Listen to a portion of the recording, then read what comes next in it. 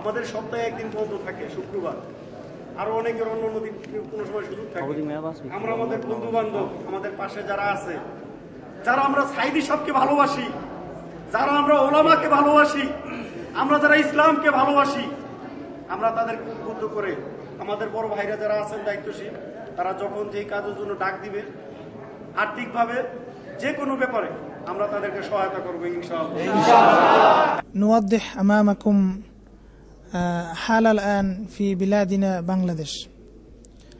كلكم تعرفون بنغلاديش أكبر دولة الثانية سكانا في العالم، أكبر دولة مسلمة، ولكن الحكومة الحالية حكومة علمانية لا تحب الله ورسوله ولا تحب الإسلام، بل تنكر، لكن إنها حكومة معظمهم مسلمون لكن لا تحب الله ورسوله، فكيف هم مسلمون وهم يعرفون؟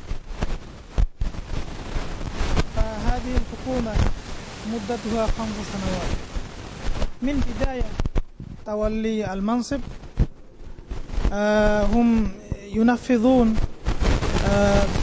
ضد الإسلام، فلذا هم حبسوا علماء بنغلاديش، كبار علماء بنغلاديش، خاصة كبار مسؤول للجماعة الإسلامية، رؤوس جماعة إسلامية كلهم محبوسون الآن في السجن.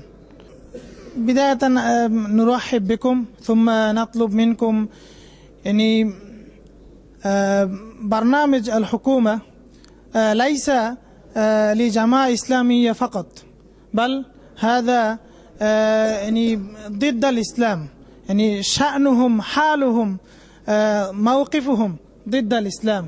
فنريد منكم أن تنشروا في بين إخوانكم هذا الأخبار، يعني ماذا يحدث في بلادنا.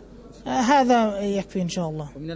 من حكومة تركيا نريد يعني التواصل مع حكومتنا، يعني لكي حكومة تبطل يعني هذا الحكم سريعا. رئيس الوزراء أردوغان هو يتكلم ضرورة جدا لحالة في بنغلاديش، لإخواننا في بنغلاديش، عن وقف حكم الإعدام، عن علماء كلنا، عن مشايخ كلنا.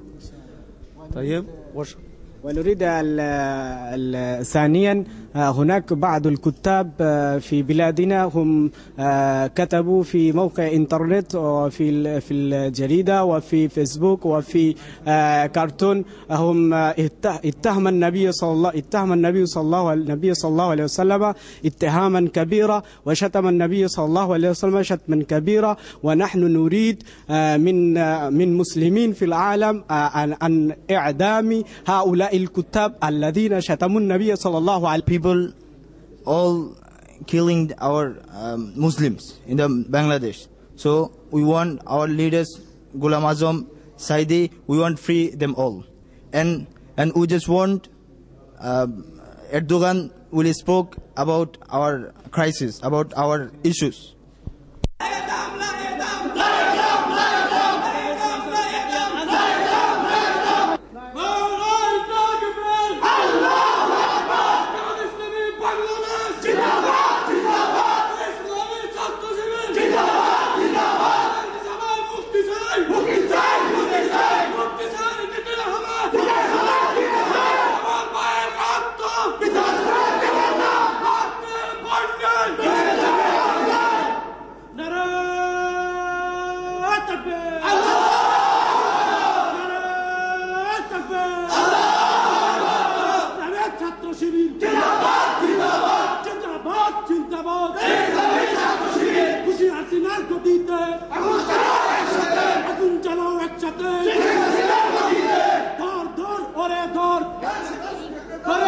ধরে না শিবির ছাড়ে